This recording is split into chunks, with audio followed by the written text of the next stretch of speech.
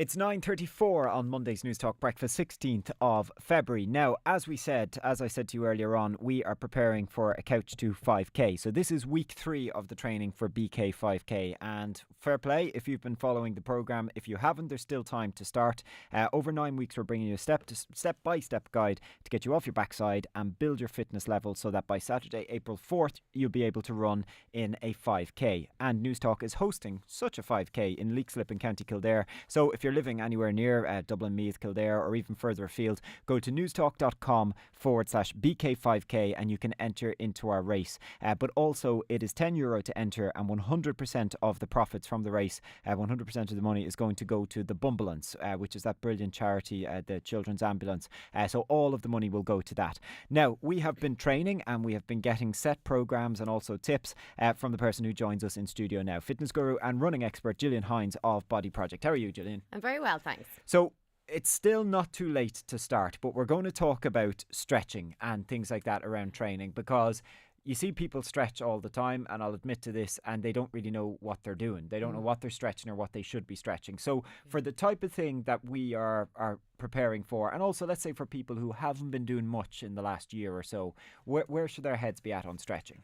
Well, I think probably the most important thing with stretching is actually when to do it. And a lot of people will actually start stretching before they've worked out. So they're stretching tight and cold muscles, and especially at this time of year.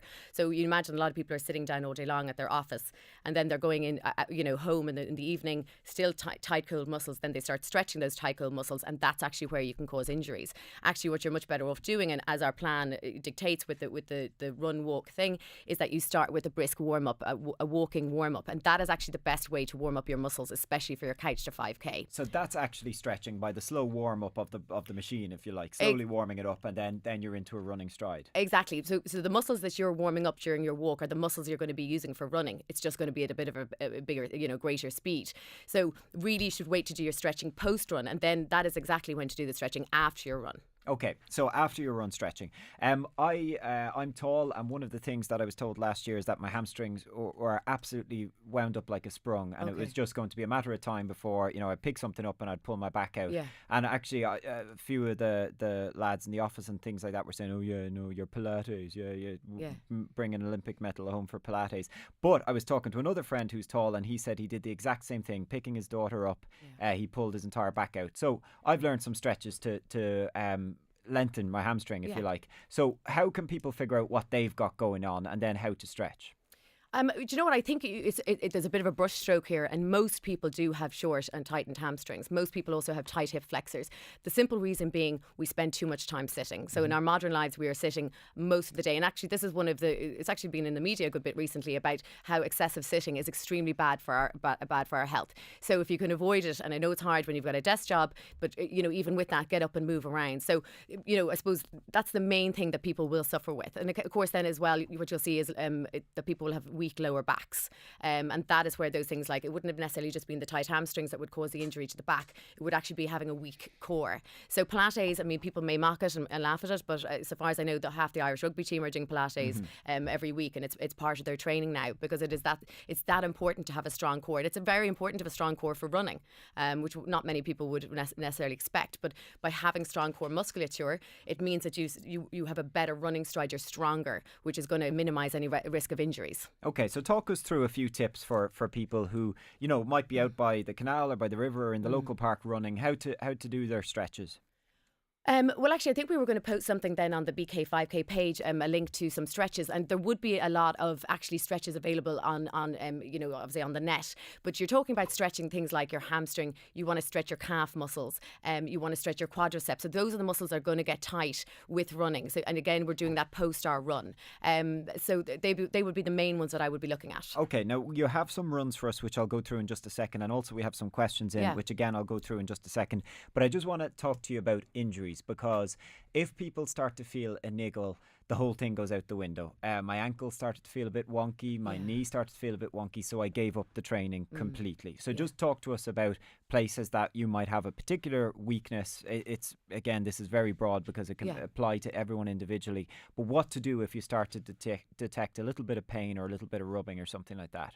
You know, a little bit of pain is probably a sign that something might occur down the line, but it's not necessarily a given that something, you know, dramatic or you know, or cataclysmic is going to happen. So a little bit of niggle, especially when you're exercising, you know, maybe for the first time in a long time, you can expect a few little niggles. But actually, you know, the chances are they'll actually go away. But if you find that they're really not going away or that they seem to be getting worse, you probably do need to address them. But there are kind of mechanisms of things we can do to minimise the chance of the niggles happening in the first place. So the things you're going to want to look at, you know, did you buy the decent pair of trainers? We talked about that on the first day. The one thing that you really need to invest in, and I would say to people, buy the best pair that you can afford, because that is going to minimise any risk of problems down the line, and of course visits to the physio, which is going to end up being expensive. So that's first off what I would say to people. I would also say that you're looking at your running form. So if you're landing heavily, you know, landing on the heel, that's going to actually cause a stress up through the joint. So what we're looking to do when we're running is landing softly. So if you were running in a quiet area, you wouldn't hear a big thud as you ran. It would be a very gentle land, so as light a land as you possibly can have, and landing on the ball of the foot and doing a rolling motion off the toes. So it's more of a gliding, gentle motion. Yeah, because otherwise all that impact is shooting up your legs, up your hips, in your knees. Exactly, it all travels up through the ankles, through the knees, into the hips, and that, you know, the knees are actually where about 40% of running related problems will occur, because of course they're at the epicenter between the hips and the ankles. So we really want to have a decent pair of trainers that will have a good shock absorbency. So that would be first off, and again that our running stride and our form is nice and uniform as well. Okay, now some of the questions that have come in, and again they're random, they're not only about stretching and injuries, but one actually that's kind of related from a Geraldine out there says, my boyfriend says I shouldn't have a hot shower after my run as it's not good for muscles. Is he right? He's rarely right. Okay, well, men are rarely right, Geraldine, and that's definitely true. No, you know, like a cold shower will actually help them with the muscles repairing, but there's not actually anything wrong with having a hot shower too. And personally, I hate cold showers, so I'd go for the hot shower every time. Does it work if I tighten my tummy when running? Will it give me my abs? It will help, yeah, definitely. And actually, you know, when I'm with my clients, I must say tighten your tummy at least 1,000 times a day. And that's just, you know, when I'm getting them to do any exercise, because, you know, even sitting here now, you know, we should be tightening our tummies. No matter what we're doing, we should have our muscles, you know, pulling them in gently, because it's actually going to help support our back. And yes, it will get you stronger abs over time, definitely. So do that. Suck your guts in. Suck your guts in. Suck your guts in. Please ask Gillian what's a good food to eat post-run. I've been following your running guide, but I'm usually famished afterwards and I don't want to overeat. Well, I suppose it depends on, you know, when that person is talking about it. Are they talking about their evening meal? Are they talking about maybe they've had their brekkie and they're talking about a snack post-run? But if let's say they're talking about their evening meal, I mean, it's back to those healthy foods, which I keep talking about. So, you know, looking for a good source of protein. Eggs are always going to be a good choice. Some lean meats. You want to have healthy fats as well, of course, to help with repair. And then some carbohydrates, but in the form of vegetables. So not necessarily carb loading. Again, we're talking about a couch to 5K here. We're not doing an Ironman. Okay, now let's get to this week's assignments, and you're upping it a little bit, are we? We are. 3 workout. So first of all, newstalk.com/BK5K, but also people can go straight to you if they want to ask you questions directly. Exactly. If anybody has any questions or concerns, anything we've discussed over the last few weeks, or anything that we have not yet touched upon, because we'll be doing that in the coming weeks. But if they have any questions to direct, they can send them to me to Gillian at bodyproject.ie. Okay, Gillian at bodyproject.ie. So how many runs are in this week's? So this week we're doing, again, it's always the 5-minute brisk warm up. So that's going to get the muscles ready for what we're doing. And again, we're not looking at stretching pre-run. And then we're going to be doing a 1.5-minute jog followed by a 1.5-minute walk. And then we're upping the run time here. So we're going to 3 minutes of jogging and then back to 3 minutes of walking. And we're doing that twice. Okay, so all of the time we're creeping in just that little bit more running than walking. Yeah, so now we're lengthening the run time. So that's, you know, we're actually running or we're jogging for the same length of time as last week, but what we're increasing is that one working segment for 3 minutes, because last week it was 1.5 minutes, so we're moving up here. Okay, so it's about a 25 minute workout. It's 25 minutes, yeah. And you want us to do 3 of those in the week ahead? We're going to do 3 of those this week. 3 of those this week. Yeah. Okay, so basically your 5-minute warm up and then your 90 seconds of jogging, 90 seconds of walking, but then turn it up to 3 minutes of jogging after that. Exactly. Good stuff. And once again, if you want to ask Gillian some questions, it's Gillian, just Gillian at bodyproject.ie. Now, Gillian, just before you go, a little birdie told me over the weekend that, you know, you're fitness and health fanatic and all this stuff.